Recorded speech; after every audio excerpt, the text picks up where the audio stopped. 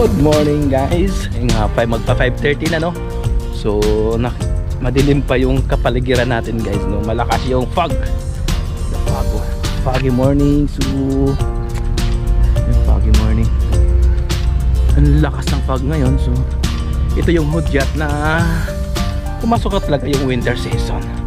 So very nice weather. Gusto ko itong ganitong mga weather eh. Ayaw ko naman sobrang init. Tara, now it's 5:30. So papasok na tayo sa ating trabaho. Magsa-sign in muna tayo. Kukunin natin yung duty board sa sasakyan natin. Wow, nice weather. So madilim guys, hindi nyo ko masyado makikita no? Dito sa Qatar walang bundok. Malayo ang bundok. As in wala talagang bundok. Pero nagpa-fog siya. Foggy morning pare. It's foggy morning. Ayan. Kahit kano kalapit yung bus ngayon. Malapit lang yan, no? Mga siguro mga 30 meters lang yan. 20 meters sa akin. Yung shuttle, alas na rin yung shuttle. Kasi mag-aalas 6 na nga, 5:30. Shuttle na mga ano yan, shuttle ng mga sasakyan, mga driver na sa labas na go-umpisa. Foggy guys, grabe. Hindi naman masyado katagalan yung winter season dito sa Qatar. Ang ano dito, mas mahaba yung tag-init no? Mas mahaba yung tag-init kaysa winter. Ang winter nag-uumpisa mga bago mag-December, mga November. Kalagitnaan pag November. So pagdating ng January, February, March, bago mag-March, makakaramdam ka na rin ng ano, ng sipa, ng init na mainit talaga.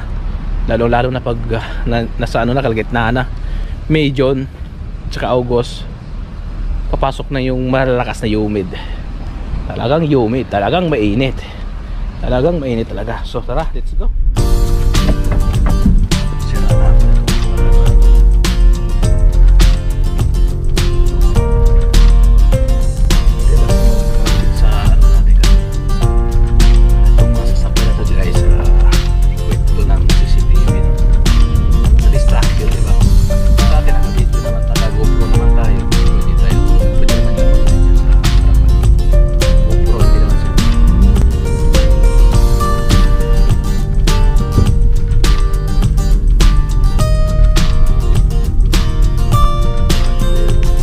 Zero 5662 62.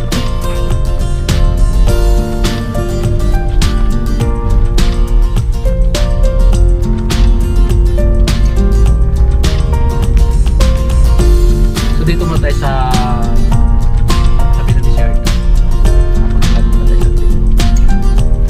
Paglabas kasi namin sa accommodation namin, medyo malawak na ang area.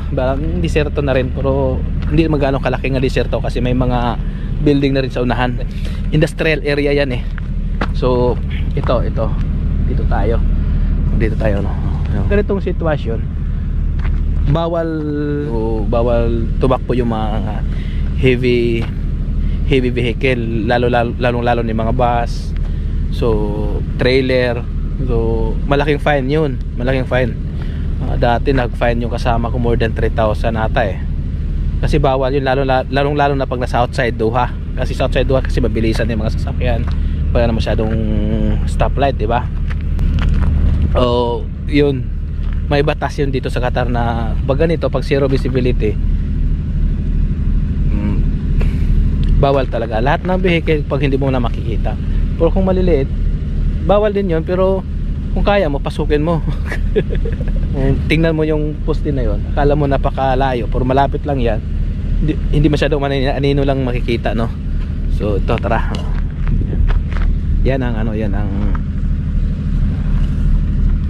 So mga ganitong weather, gusto ko mga ganitong weather kasi fog siya, malamig, hindi masyado, hindi talaga totally malamig. Ayos lang. Lakas ng fog, oh, grabe. Alas 6 na ng umaga no. Alas 6 na ng umaga oh. So may nakikita pa rin yung buwan. Tara, let's go. Alas na tayo. Masyado lakas ng fog no. Wala ako naka dito. Wala ako naka-extend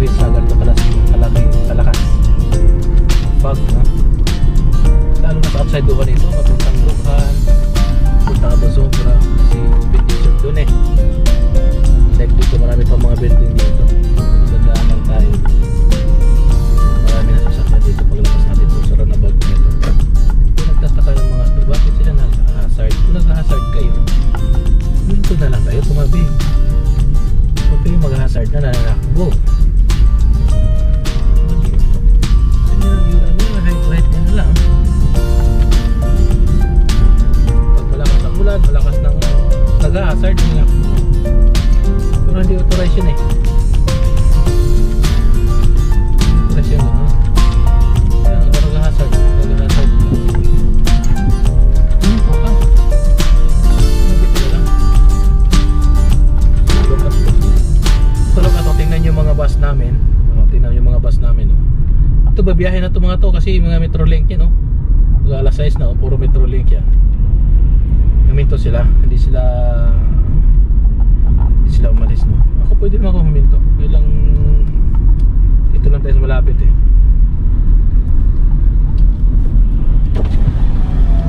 Tulad niyan. Hindi mo makita sa lamin, di ba?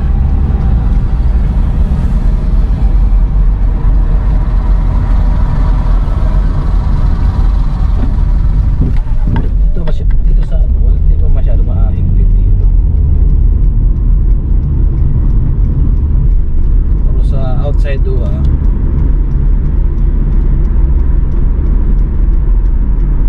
mahigpit pagka sa outside doa kasi open na kasi dun eh, open desert na kasi dun eh, talagang malakas ang fog doon.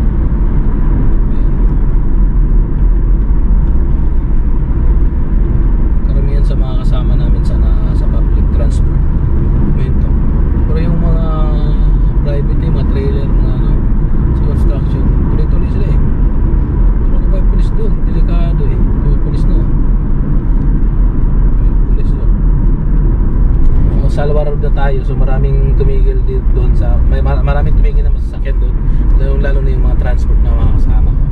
Sila sa bus kasi sila ngayon eh, ako dito ako sa maliit na side. So minsan naman napunta rin ako doon. So dito tayo sa Alwa Road, ito mga puting bus na yan kasi mga nasa construction yan eh. So ano talaga yun, batas talaga dito sa Qatar pag medyo zero visibility, ano kayo, huminto kayo, lalo na pag heavy vehicle. So sa Alwa Road na tayo guys, so update ko na kayo mamaya guys, no? Mas lalong malakas ang fog dito, mas lalong lumakas ang fog dito kasi itong area na to, kabila kasi desert dito eh, pero maliit lang area na to. Maya doong banda malaki na yan, marami ng mga establishment to.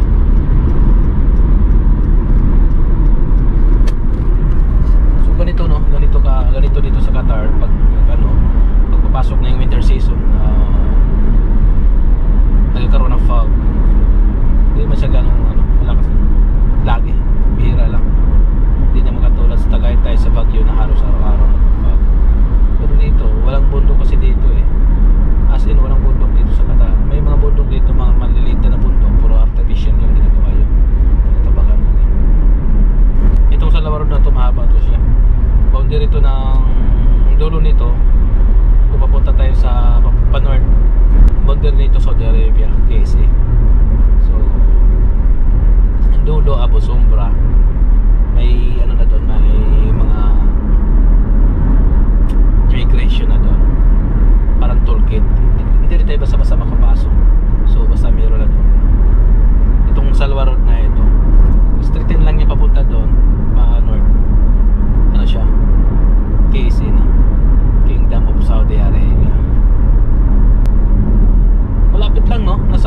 nasa 1 hour lang ang biyahe.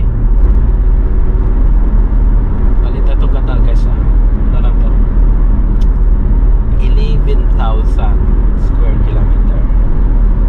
Balita. Mas malaki pag sa province natin. Let's go.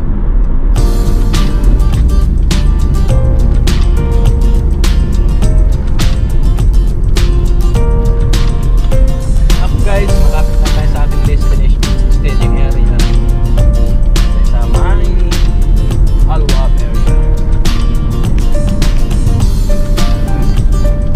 So dito kahit maraming establishment, malakas pa rin ang pump. Dito na dumaan sa likod. Marami na mga kanilin ng kabayan.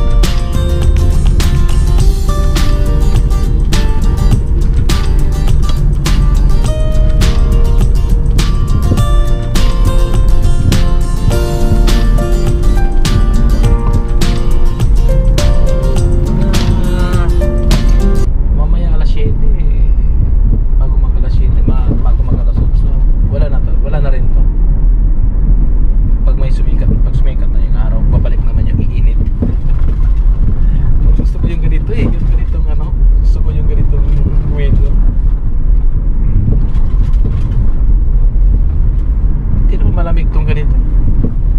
Fog lang eh.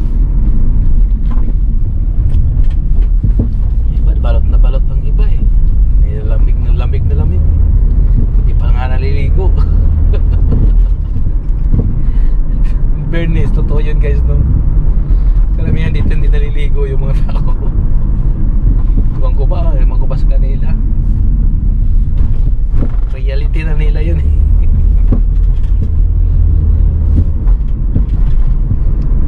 Hindi naman sa pag ano, totoo yun. Hindi sila bera lang sila naliligo, malalaki man mga babae. Hindi katulad sa atin na hindi natin makatulog pag hindi naliligo eh. Ewan ko ba, napaka-arte natin. Napaka-arte ng mga Pilipino talaga. So dito na ko guys, ito kayo this highway. Ito na yung Al-Waab Road, Al-Waab area.